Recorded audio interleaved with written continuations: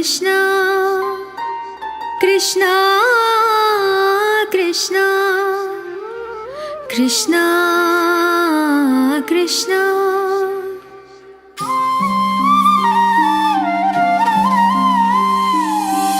పాట పాడుమా కృష్ణ పలుకుతేనే లొలుకునటుల మాటలాడుమా ముకుంద మనసు తీరగా పాట పాడుమా కృష్ణ పలుకుతేనే లొలుకునటుల మాటలాడుమా ముకుంద మనసు తీరగా కృష్ణ కృష్ణ కృష్ణ కృష్ణ కృష్ణ కృష్ణ కృష్ణ కృష్ణ వేద సారమంత తీసి నాదరూపముగను మార్చి వేణువందు తిరుగబోసి గానరూపముగను మాకు కృష్ణ కృష్ణ కృష్ణ కృష్ణ కృష్ణ కృష్ణ కృష్ణ కృష్ణ పాట పాడుమా కృష్ణ పలుకుతేనే లొలుకునటుల మాటలాడుమా ముకుంద మనసు తీరగా మనసు తీరగా.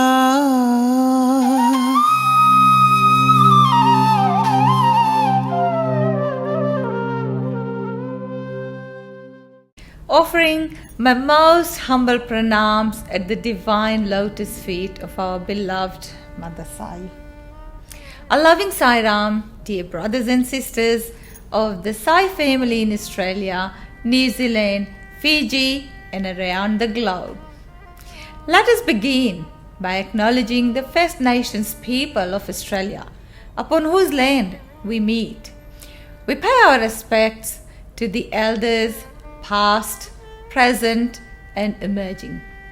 We also acknowledge the traditional elders in New Zealand and Fiji. Welcome to another very special monthly online Ladies' Day devotional offering. With us here this evening, we have Sisters Shalinee Kumar from the Sai Centre of Bonnyrigg and Sister Namrata Kumar from the Sai Centre of Blacktown in New South Wales, sharing some of their lively and memorable experiences in Swami's mission. Sister Shalinee Kumar has been a SSC teacher for over 25 years and SSC teacher trainer, a Centre Education Coordinator and the Region West Education Convener. By Bhagwan's grace, Sister completed her diploma and advanced diploma in Human Values Education from the ISSE in Canberra.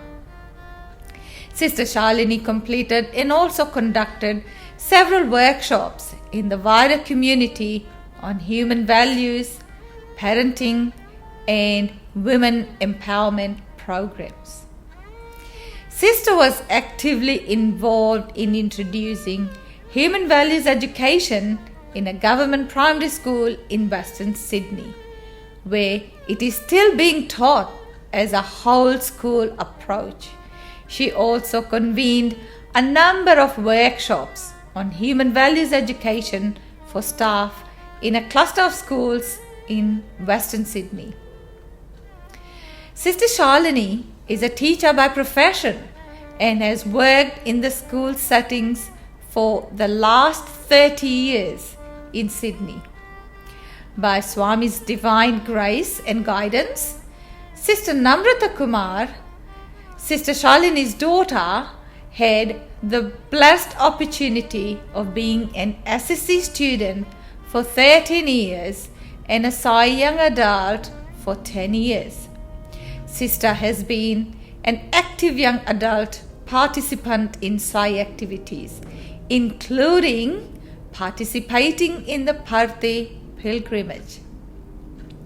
Sister Namrata is currently an SSC teacher and has also completed the diploma in Human Values Education from the ISSC in Canberra, the parenting program based on human values and SSC teacher training program. Sister Namrata is also a teacher by profession and has worked in the school settings for the last 13 years in Sydney. Please join me in welcoming Sister Shalinee and Namrata Kumar. Sairam everyone, our humble pranams at the lotus feet of our beloved Swami. We would like to thank the Ladies Wing for this opportunity to share our Sai journey with you all today. So let me start with a question for you, Mum. When did your Sai journey begin? Oh, it's a very long time ago. So during our childhood, when I was about 8 or 9, we had a shrine at home, and there was a picture of Swami laying on his bed, and we always used to look at that, just put a flower there, but we had no kind of explanation, or no one told us who he was. We knew about the other gods a little bit, gods and goddesses, the Hindu gods and goddesses, but we didn't know who Swami was, and no one had given us any information. But I do remember, as we grew a little bit older, our parents used to take us to different places in Fiji where there used to be Swami miracles. So I remember going to places where there was Vibhuti, there was Amrit coming, there was a place in Reki where there used to be jar full of water and it wouldn't drip. So it was really interesting. We were intrigued about what these were at that early age. But it wasn't until I got married. My mother-in-law was a very staunch devotee of Swami. She had been to Parthi in the early 60s and 70s and had darshan, so close by in those days because there were less people going. And so she was the one who inspired me a little bit more. And I used to watch her. She used to make garlands for Shirdi Sai and Swami at the Turek temple, if you remember. There was Shirdi temple at Turek, and your grandma used to make the garlands for every Thursday bhajans over there. So when I got married, she started telling us about Swami and her journey to Parthi and how it was before, and she had all these pictures in the little mandir, and she used to be, morning and afternoon offer prayers and prasad and everything. So that's when we got a little bit more into it. At least, we knew there was bhajans every Thursday. We also, when we moved to Suba, when I was in university, we went to Danji Street temple. There was this big place where there was lots of children, having SSC and things like that. And that's where most of the people in Suba that are Sai devotees actually attended SSC classes. And that place had so many miracles. There was huge pictures of Swami covered with kumkum. It was covered with vibhuti. There was different times of the celebrations, different things used to come over there. So during Diwali there would be kumkum, there would be, during Krishna Janmashtami there would be chandan and yellow powder, and all these things used to happen over there. So that was all that we knew about Swami, but we did not study any literature as such. So and then when I got married, we stayed in Suba for a bit, and then we moved to Nandi. We found Nandi Sai Center, and there were lots of lovely people, lots of Sai devotees in the Nandi town itself that invited us to attend center. That was my first introduction to bhajan singing and bhajans. So got involved with Nandi Center before you were born. Mm-hmm. So then, that's the time I used to take you to Nandi Sai Center, so you just play. You were about 1.5, 2 years old, and I remember you telling me we moved to Australia when I was around 2 years old. So how did you get involved in Sai activities here in Sydney? Right. So after being involved in Science Centre, going to the bhajans and all, when we moved to Sydney, we lived in Bankstown area, and we were really like missing the bhajans, because it was every Thursday in Indy for about a year or so. And so we thought, what should we do? We started looking up and talking to people and asking if there's any, Sai people around. So we found Strathfield Centre and we found Hertzville Centre. Still remember some of the people who used to go there, so we'd alternate between Strathfield Centre and Hertzville Centre. We'd take you. And we met some people. You don't remember that one? You'd be too little. So when we migrated, I had my second child, so I had 2 little kids, and that's where we started. We looked for that. Then later on, we bought a house in our first home, and that was away from Strathfield and Hertzville. So again, we started missing because we attended every Thursday. We wanted to attend bhajan. It was like an urge, like it was something missing in our life. We had our daily, work and all that, and coming, and weekends was free. So we started, missing the bhajans. So we found some auntie. We had some bhajans in a unit. This is my earliest memory of Swami. So when we were visiting somebody's house and attending bhajans. So I would have been 3 or 4. Yeah. I just remember going and seeing like a full-size photo of Swami, which I had never seen before, and that really stuck out to me. This life-size photo, and like attending bhajans at somebody's house. So we found some more aunties then living in our area, and then we decided to have bhajans, and we started attending bhajans at each other's house. And then we said, okay, we've got enough number of people to do this on a regular basis, and that was the first beginnings of our Bonarig Sai Centre, which we still attend. Like I still attend, and you attend another centre. But that was the beginnings of Bonarig Sai Centre. Remember that grandma, Mrs. Indrani Pillai auntie, and Laurie auntie, and Kamal auntie, Shiva uncle. I remember, even Shivani, Kartika, your friends. That's right. So I remember attending centre from this age. This is where my memory of Bonarig Sai Centre comes to play. So we used to meet up on Sundays at a little community hall, and there were a couple of aunties and a couple of kids, and then as more and more people joined, we changed venues where we could start running the SSE program, because I remember dividing up into rooms and being allocated different rooms, and I remember us having the SSE program followed by bhajans with the adults. So this is where some friendships really started to bloom with like-minded children. This would be the early 90s. Early 90s. And then around that time we also started doing Thursday bhajans. So we would be attending centre on Sundays and then going to Thursday bhajans every Thursday evening. So that was our what we did like every week.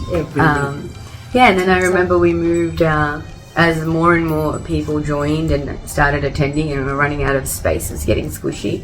Then we moved to Bonarig High School. And then where we are still meeting to this day. From the early 90s. And I remember having one room where all of the SSE groups would meet combined, and we'd do things together, learn mantras together, or talk about Swami together, and then break up into the groups, because we had the space to divide up into all of the groups. And that's when there was a youth group happening too, because some of those beginning SSE students had now gone into youth. So as SSE children, we could see the whole program, we could see the adults would meet for study circles, and then bhajans, and the youth were meeting and having their weekly meeting, and we were attending SSE. So it was a huge part of our lives. It was And no matter how late we were on Saturdays, remember, we used to go to weddings or pujas and stuff. Yeah. And even though it was late, like our first thing, Sunday morning would be our commitment to the center. Yes. And I still remember taking posters, remember? We used to take posters and put it in the rooms, just to that's create an environment for the children to learn. So that's the time when we started attending more workshops and retreats and things. And we became aware of the teachings. And I was also teaching in a primary school at that time. I started over here, and that's when I realized how important these teachings, Swami's teachings, instilling them into children is. So that was the beginnings of SSE and youth and all that in our center.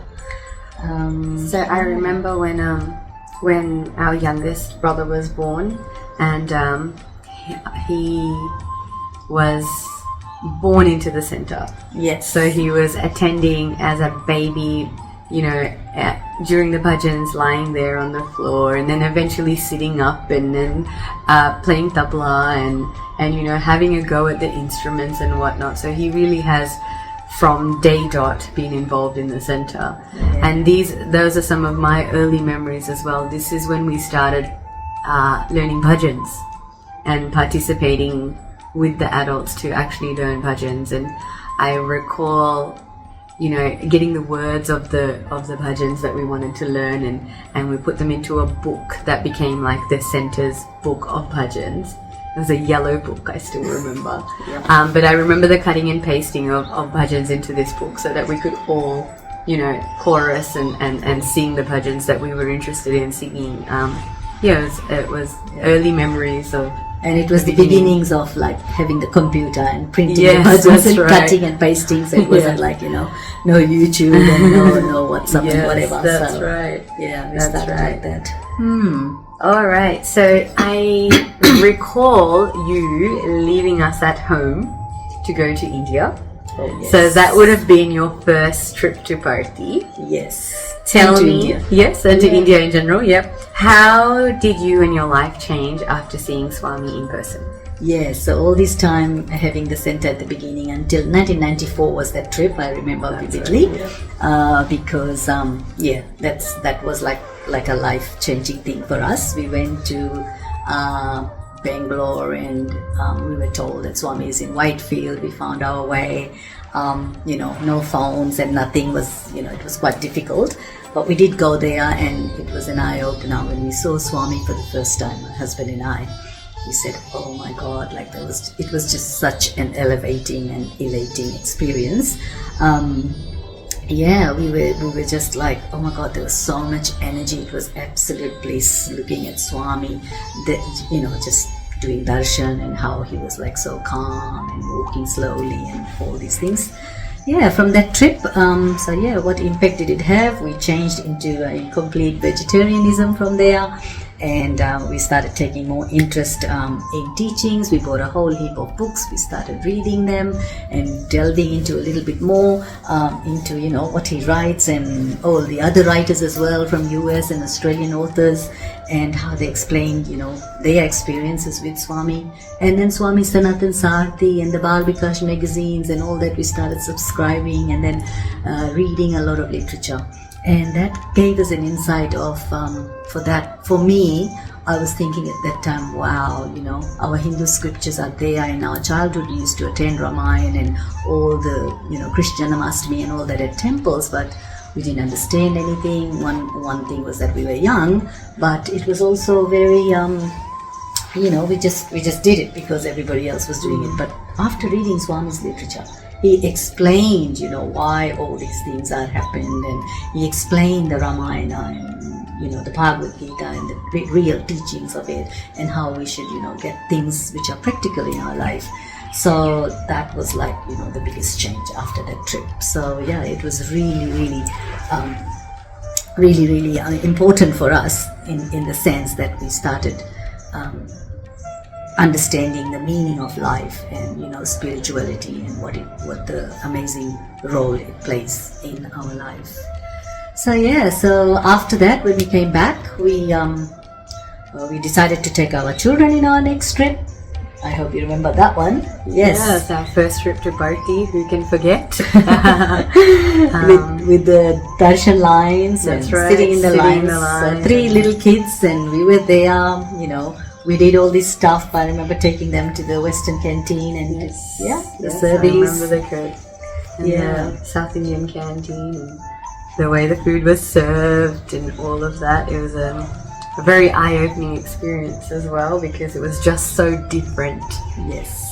So different. Yeah. But I remember in the darshan line, we had a book, and yes. she was the eldest, so she was writing Om Shri Sai Ram, the Likita Japat that we used to do like for hours sitting in the darshan line. And then the little one, I remember Mishan would want to go to the toilet, and then we had to go from the darshan line all the way back to our room in the north wing.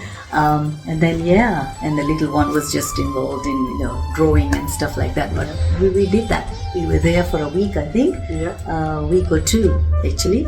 And then we attended the sports meet in January in that big stadium. We went to all the museums, took the kids to the tree, the fruit bearing tree up the hill, remember? That's right. Yes, so that was amazing. And then we went to Samadhi, Mother Ishwaram's Samadhi and all that. So that was again, a real nice trip with the children. Yeah. So apart from that trip to Parthi, we also visited family, like your dad's family is all there. So that was a lovely trip. But I must mention, remember the rehearsals I used to attend? In 1998, Guru Purnima. That's right. That's right. That was another thing that was really important for me. So, we attended. I went alone again this time with the kids. We went for Guru Purnima in 1998, where we had to perform a play. So we were preparing for a play to be performed in Sai Kulwant Hall during Guru Purnima in 1998. So the play was called Peace Not Pieces. I still remember. And we had lots of rehearsals here in Sydney. I used to go to Blue Mountains. We had a lot of rehearsals in Canberra, and just to prepare for a play. And that's a big thing. That's right. Performing in front of Swami. Yes. And then when we got to Parthi, there were so many rehearsals every day, every morning, lunchtime, evening. Then when the days were coming nearer, we were in Sai Kulwant Hall doing the final rehearsal, dress rehearsal, and Swami just walked in quietly from his room, and the whole hall was silent.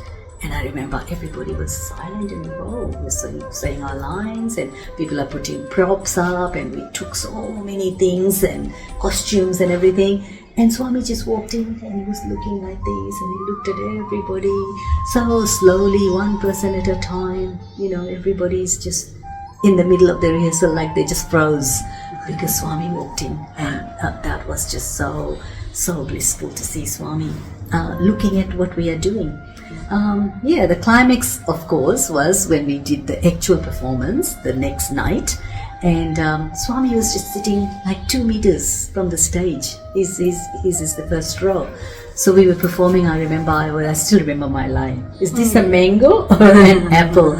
And then, that's Swami's briksha where he used to produce any fruit. And that was just so amazing. And at the end of the play, I remember, I hope, you remember that I've told you how amazing it was, because Swami came up on the stage, and there was this boy from Sean from Western Australia. He sang the song Peace Not Pieces. Yes, so and all these people from Australia, a lot of Australians went in the trip, and they were in the play, and it was like amazing to see everybody working together. So Swami came on the stage, and he materialized a gold chain, and he gave it to Sean. He actually, put it on Sean's neck, and everybody was clapping, all the audience was clapping, and then we just stood there, and then all of a sudden someone just brings a whole box of saris and a whole box of shawls. And then Swami started giving it to everybody. And then somebody asked if we could have Pada Namaskar, and Swami said yes. And that is, the highlight of the whole trip. So we took Swami's Pada Namaskar, his feet, nice and soft and dainty, and he blessed everybody. So all the ladies and all the gentlemen and a couple of children were part of the play too.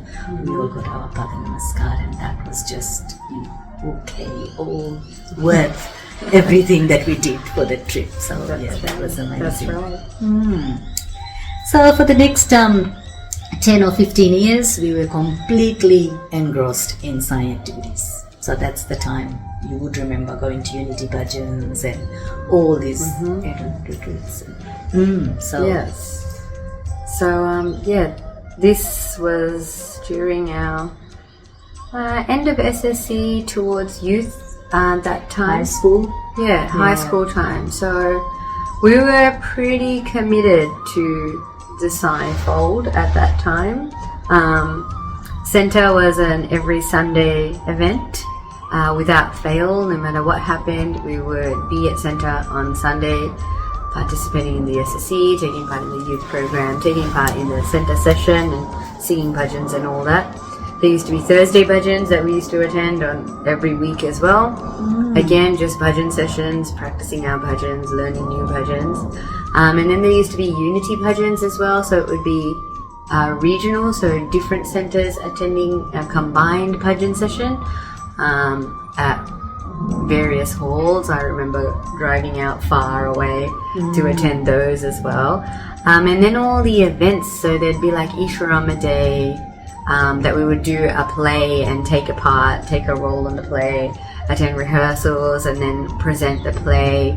Guru Purnima and multiple Guru Purnimas that we took part in, part of the performance, part of the bhajans, part of the musical offering, all sorts of things like that. Being involved in Akan Bhajan, sleeping at Akan Bhajan. Because we chose to stay all night. Yes, as kids, I remember taking, a pillow along with us, and we would be there all night till the next day.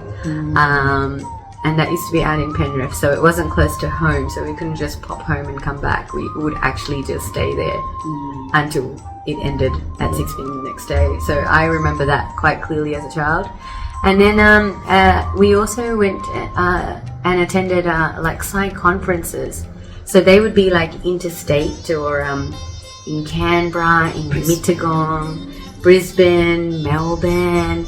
We went to many conferences, and again, the adults would take part in workshops and whatnot, and the SSE would have their own program.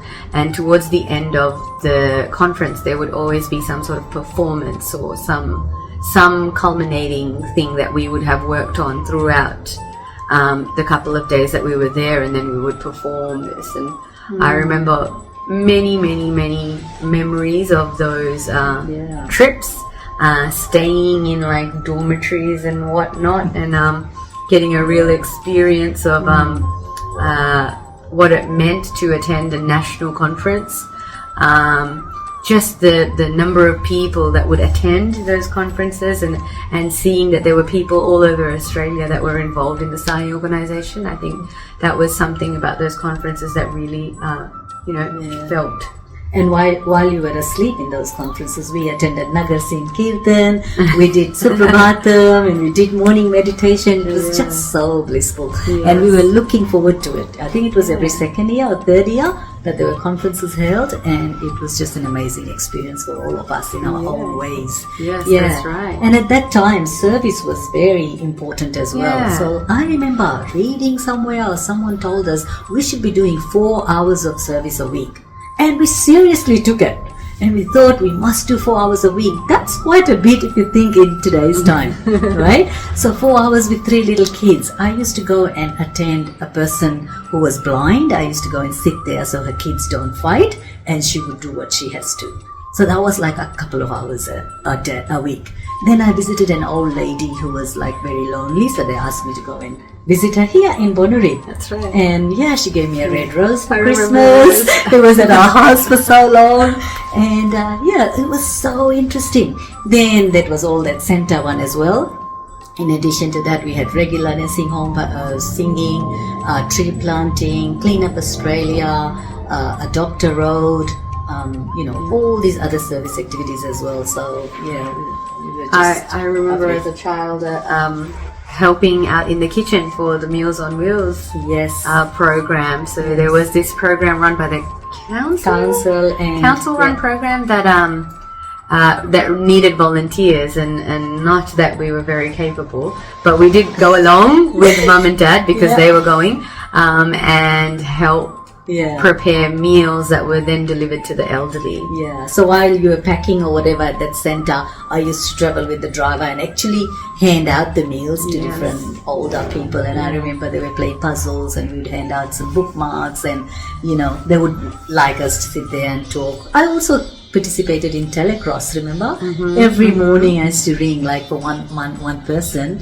And that was an experience in itself, and they would be so nice that we'd be calling them every morning to check if they are okay, and they would bless us, and they would be so grateful that we are making that. That was really nice, and you meet so many different types of people, and it was just amazing. Yeah, so when you were involved in activities, I remember your brother Mishant was there, and then you, particularly when you were in youth, so when you moved into youth, would you like to share some experiences while you and your brother were youth members of our? Yeah, I think, and like you said about the service, so this is where it really kicked in that, hey, we can do things to assist people in Australia, people who require assistance of any sort. So we were quite actively involved in a range of different activities. I remember doing quite a few things with the council. We were looking at running stalls or holding stalls at city markets? At the markets, at various things that the council would run, where they wanted some like interfaith or a youth representative of certain backgrounds, things. Stuff like that. I remember we did some like musical performances and things like that at Parramatta. Yeah, and in a church the here. Youth, yes, we did some plays at a church. The Muslim group. Yeah, we did an interfaith group with a Muslim group and sharing our views and our point of view, and then visiting like a mosque and visiting a church with this organization. So through this organization, going and seeing different faiths, because it was all about unity of faiths. We learnt that was the beginnings of learning all the mantras, all of the sayings and stuff in the original language. The unity of faith prayers. Yes, remember? That's right. Yeah, I remember.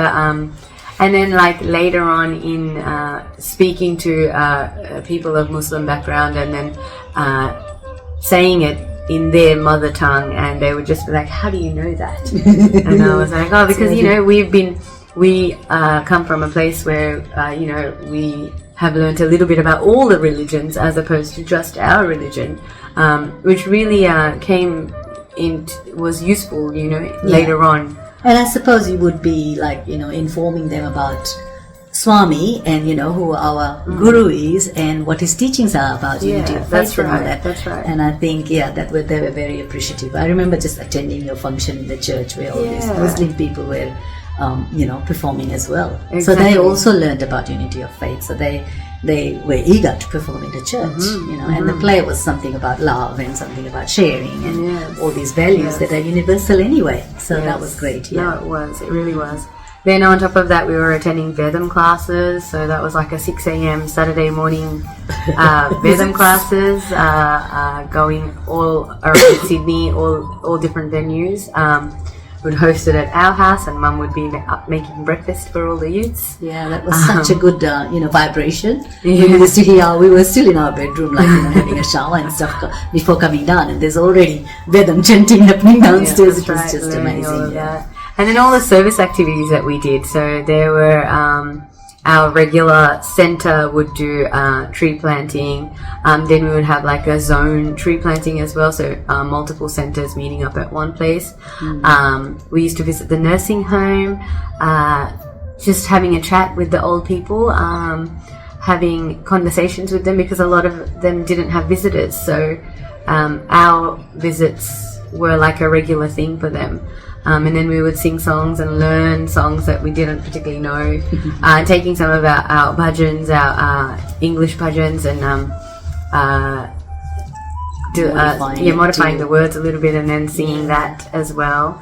And then we would do Clean Up Australia Day. There was a section of one of the main roads near Centre that was our Adopt a Road project. So we would go regularly to clean up that area. It's just amazing, all the service that we were doing regularly, right? And then I remember going to homework help. Yes. So I used to, there was a program again run by the council that we were involved in to help students, like a free homework centre sort of thing, where they could just bring their homework, anything that they didn't understand, they were allowed to come and help. And then I did a similar one with computer skills as well, for people who didn't know computer skills. So the migrants, early migrants, refugees, and things like that. So we did program basic computer skills for them as well. And you learn a lot from these experiences, you really do. I feel like these experiences really ground you.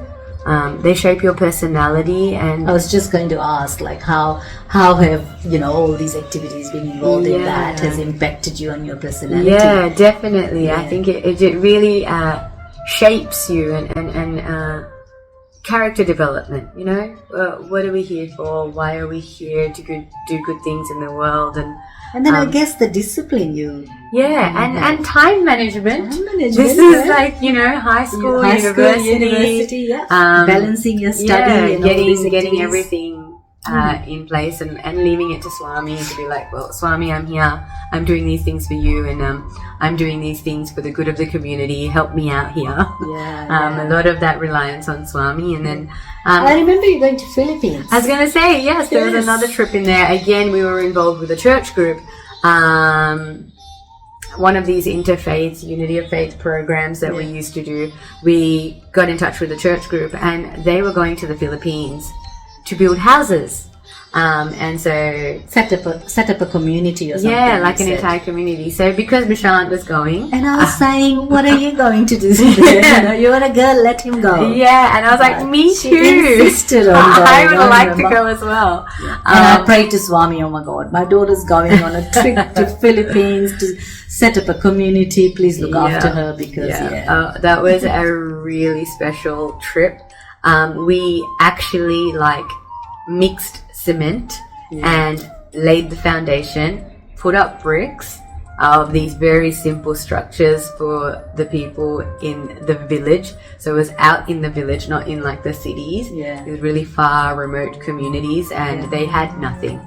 They had absolutely nothing. And when we walked away from that place, they had houses to live in. I remember you said you painted it all bright colors. Yes, we the did. Reds and blues and I yellows. clearly remember there was a village called the BMW village. So the amount of money it takes for one car was enough to set up an entire village. Wow. So it was a really great experience, and I still tell people that, service was a huge part of our lives then. Huge part of our lives. Yeah. What about your youth trip to Parthi? Remember your youth pilgrimage? They used to call it That's right. You do so many things before you actually go. So so that was an unexpected trip because I wasn't intending to go. I was attending all the rehearsals. I was attending all the Vedam classes, and we were practicing these songs for the people that were going on the youth trip to Parthi, and I didn't even ask. I would just assume that there's no way you would let me go. I didn't even ask. And then one day somebody said, so are you coming on the trip? And I was like, no, I'm not. And they're like, did you ask? No, I didn't. Let me go and ask. And I asked, and Mum and Dad were like, yeah, go. Why not? It'd be a great experience. And it really was. So without parents, we'd been to Parthi multiple times by now. That would have been our fourth or fifth time. But this was alone. This was without family. This was with the youth. And I was one of the youngest people that went on that trip. So all the elder youth were like my parents, taking care of me and, supporting me and helping me through that experience. But, waking up in the morning, going to one of those big halls down the back, singing, practicing. So we had musical offering that we wanted to do in front of Swami, and the uncertainty of it. Would we get to perform? Swami was not very well at this point. We would line up for darshan, and sometimes he came, sometimes he wouldn't. So it was a real hit and miss in terms of seeing him on a daily basis. It didn't always happen. So we were rehearsing for these songs that we didn't know if we would ever get to sing in front of Swami or not. But we kept going. It was still get up every day, go and have lunch, back to rehearsals. It was just back to back, singing, practicing. And this was a national pilgrimage, so there were people from all over Australia at that point. And then highlight on the final towards the end of the trip, we were told to come into the mandir, and Swami was there, and we got to see him like up close and in person, and he actually had some conversations with some of our Sydney youths, and they were up close and personal. We got to sing our musical offering and offer it to Swami, and then he came around and did Pada Namaskar for all of us as well. So it was a very, very special time, and it was a really good trip, one that I won't forget anytime soon. I remember you and Dad taking trips down to Canberra a lot. Many weekends going out there with Dr. Paul and Auntie Tessine. You want to share what those trips were all about?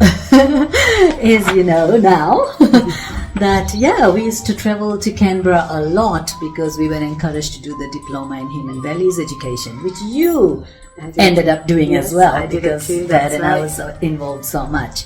So at the Sathya Sai Institute in Canberra, we would go like every second weekend, I think, because we had, the time limit to complete, and there was so much content. And being a, government primary school teacher, the course just appealed to me so much, and I attained so much knowledge from Dr. Pal, and I'm always forever indebted to Dr. Pal and Auntie Tessin. We were just overwhelmed, and we were just like, what, it was an eye-opener, the diploma course. And then Dr. Pal encouraged me to do the advanced diploma as well, which I did. And in that process, he told me to do something about education and school and teachers and values. So I ended up doing a research on teacher perspectives on human values, and what the teachers felt about, whether we should be teaching children or not, and what stance did they take. So that was very interesting. I interviewed I did a survey of about 150 teachers in, the surrounding schools where I was teaching, so Western Sydney. And it was amazing to see, how teachers' perspectives were all differing. Most of them agreed that it should be taught in schools because parents don't have time. And by this time, there was like, more things happening with the computer and, classes like that, and children getting a bit out of hand, and parents struggling to, do things and do values, and cost of living was high, so everybody was working and there was no time. So teachers did feel that it was like, the findings from the research was that teachers felt they should be doing some values education. And funnily enough, values education are in schools now, but I remember introducing it at that time at my school. Yes. So that was like a good thing at that time. So this was years back, and I remember applying for some government grant, and we got the federal government. At that time, the government was really serious about introducing values in schools because everybody wanted it. So even though some teachers felt that it was over, there was more work. They were already overworked, but it was amazing when I introduced it and did some staff in services. Teachers took it on board. They were really nice about it. They thought, they'll give it a go because we had government funding. The school had to make sure that it was done. So, the teachers came back with feedback. Silent sitting, the teaching techniques of silent sitting and creative visualization was the most popular. Teachers were saying the kids, loved it. They wanted to do it, and even though at the beginning kids are kids, they'll muck around a little bit, and they'll spy and do things like that. But once they're settled and they know that this is going to happen every day, so some teachers were doing it after every recess and lunch. to settle the children into, for example, a maths lesson or something. And even year 5 and 6, the teachers used to come and say, Shalinee, this is working miracles in my classroom. It's just so amazing. So that was great. And since then, it is still being taught in my school right now. And so it's like a whole school approach. So most teachers are doing it, and now we are, we've got the online things, and we've got the video tubes and all that. Other teachers are interested.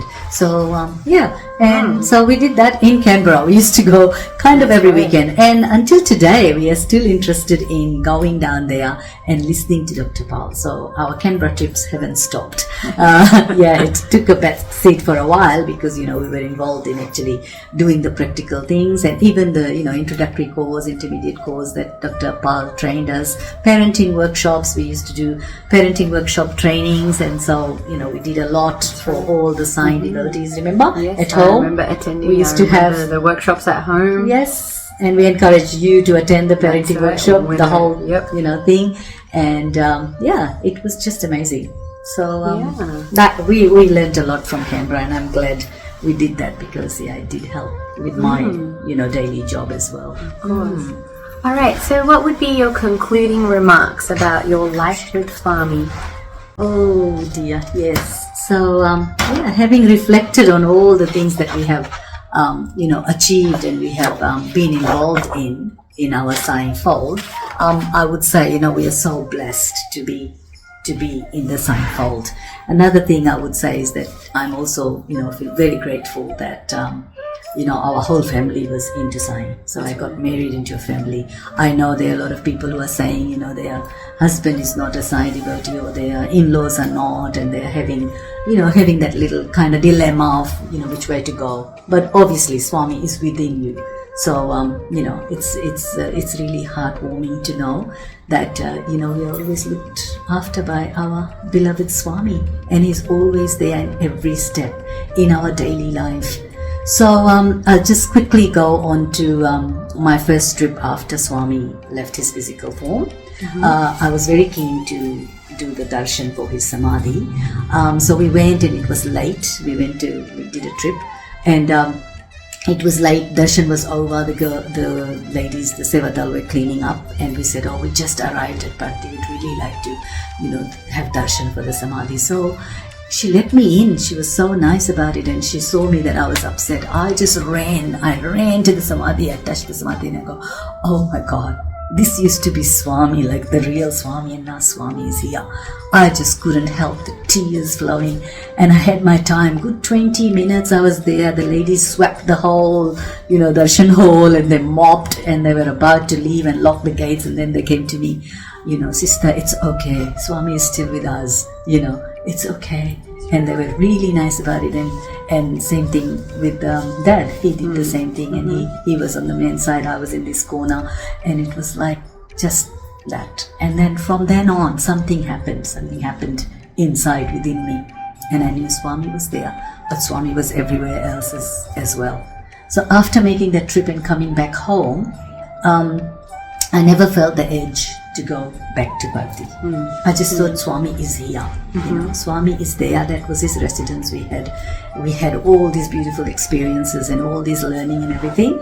And now we are back in our daily lives, but Swami is always with us. So every time we are doing our home, there's bhajans all the time, there's other things like, the Hanuman Chalisa and everything on as well. And we are trying to instill that in everyone we meet, and they know how dedicated we are. We are still on, into Bonnerig Center and activities. And it's just been amazing. But Swami is our life, and I'm so indebted for all that we have, and so grateful to Swami that he has given us this opportunity, and a lovely family that is looked after by Swami, and he is the doer. We are just we're just doing it. He's the person who is making us and giving us this opportunity. So we are very, very thankful to Swami. I have taken a little break, and now I'm back into going to center every week, getting involved in the SSC. My own 2 children attend the SSC program at Blacktown Center. I've gone back to becoming an SSC teacher and assisting where I can, and my children are starting to sing bhajans. We're getting back into the routine, and it's just wonderful to come back to what I have always known.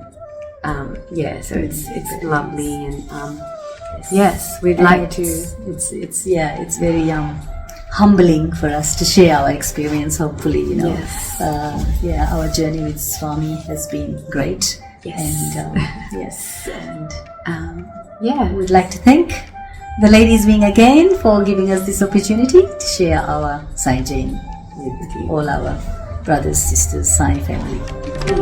Thank you. Sai Ram. Sai Ram. Sai Ram. Thank you, Swami. Sai Ram, everyone. On behalf of all the Sai devotees of Australia and globally, I would like to take this opportunity to express our sincere appreciation to Sister Shalinee and Namrata Kumar for an inspiring session this evening. We are indeed grateful to you, dear sisters, for the time and effort you have taken to join us and share all your wonderful experiences. Thank you so much, and Jai Sai Ram.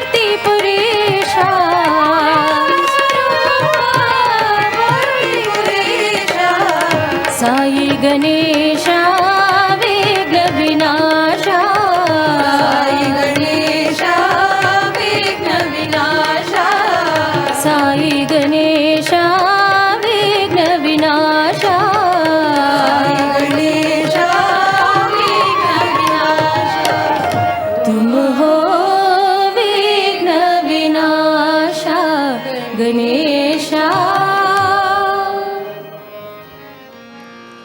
Mohan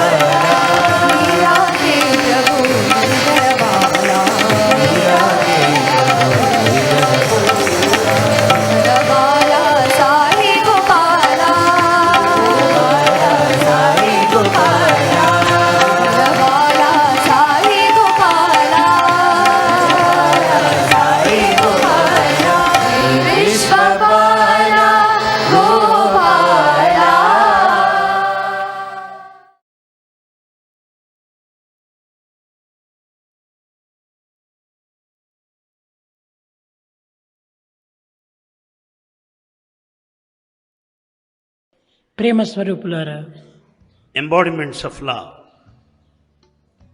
ప్రాచీన కాలం నుండి కృష్ణతత్వం అనేటువంటిది ఆబాల వృద్ధుల వరకు కూడాను అతి మధురమైనటువంటి పేరు. Since ancient times, young and old liked, relished the name, matchless name of Krishna, which is nectarine. కృష్ణుడు పుట్టినప్పటి నుంచి ఆటపాటల చేతను, ఆనందము చేతను, ఆహ్లాదము చేతను అందరినీ తన్మయత్నులు గావిస్తూ వచ్చింది. Krishna, right from his birth, by his play, the bliss and the state of ecstasy, made everyone lost one's own self in his greatness and grandeur. గోపబాలులతో చేరి బలరామకృష్ణులు ఇరువురు కూడాను యమునా తీరమునందు గోవులను తీసుకొని ఆటలాడుతూ వచ్చారు. Along with cowherd boys, Balaram Krishna were gazing the cows along the shores of the river Yamuna. గోపబాలురు కృష్ణుని యొక్క ఆటపాటలలో ఆనందములో మునిగి గోవుల యొక్క తత్వమునే మర్చిపోయారు.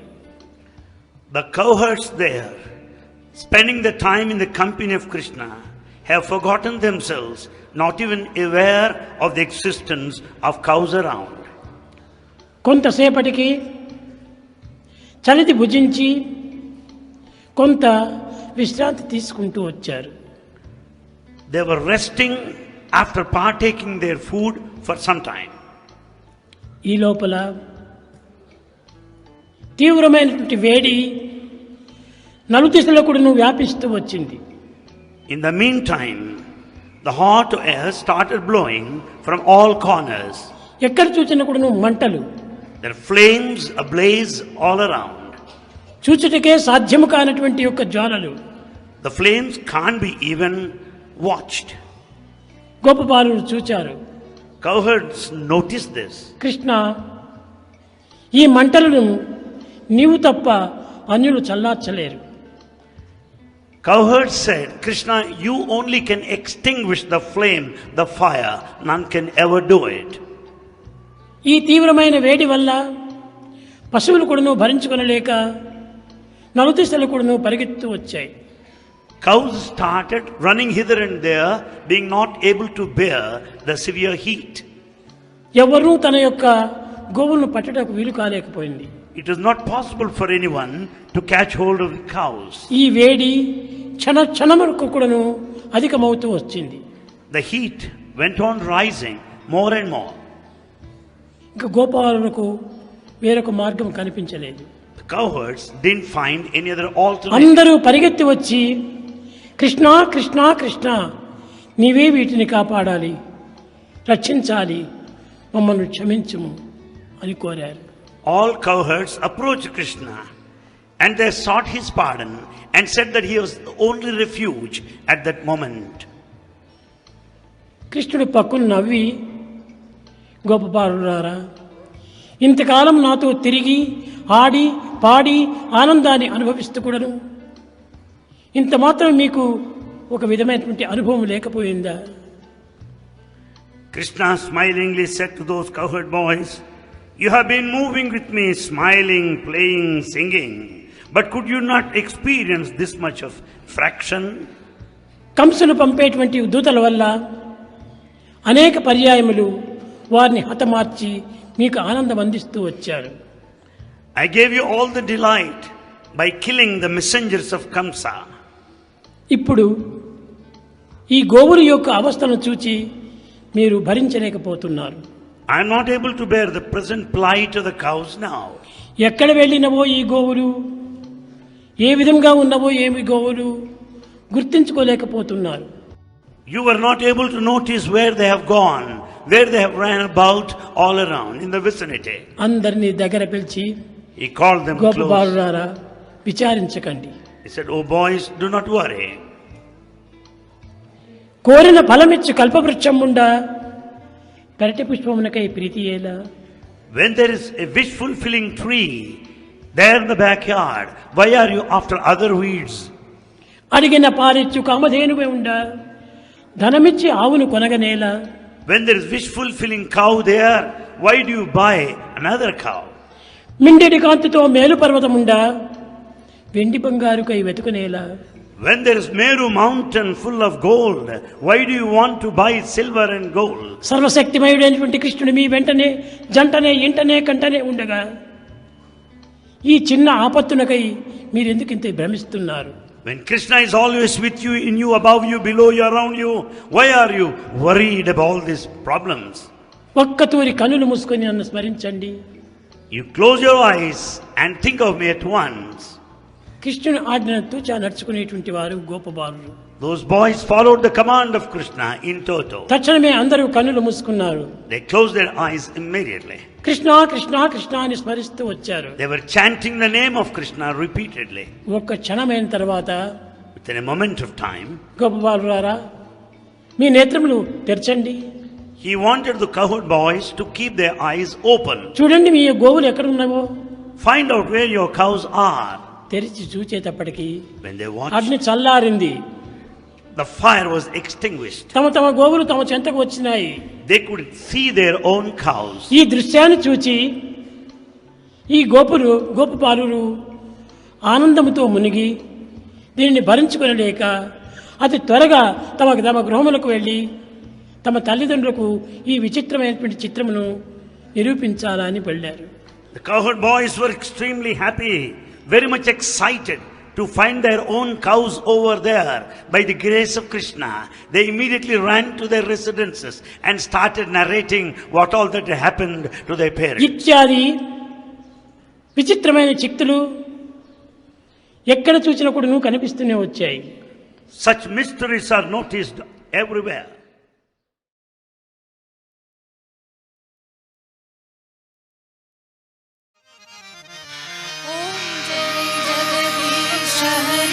Swami Sathya Sai Hare Bhakta Jana Samrakshaka Bhakta Jana Samrakshaka Hari Maheshwara Om Jai Jagadish Hare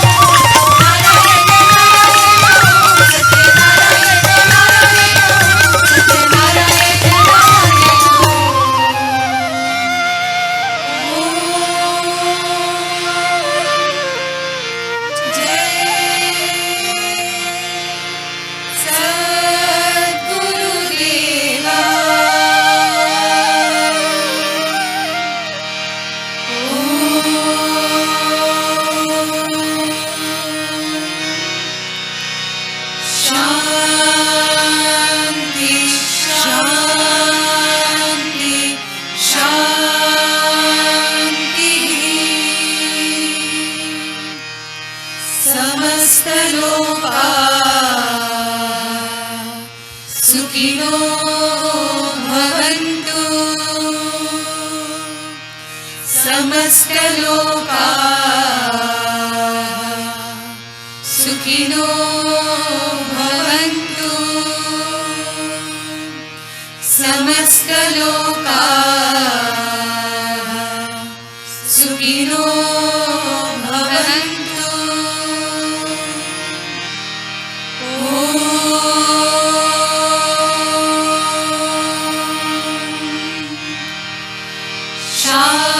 शान्ति शान्ति शान्तिः जय बोलो भगवान श्री सत्य साई बाबा जी की जय।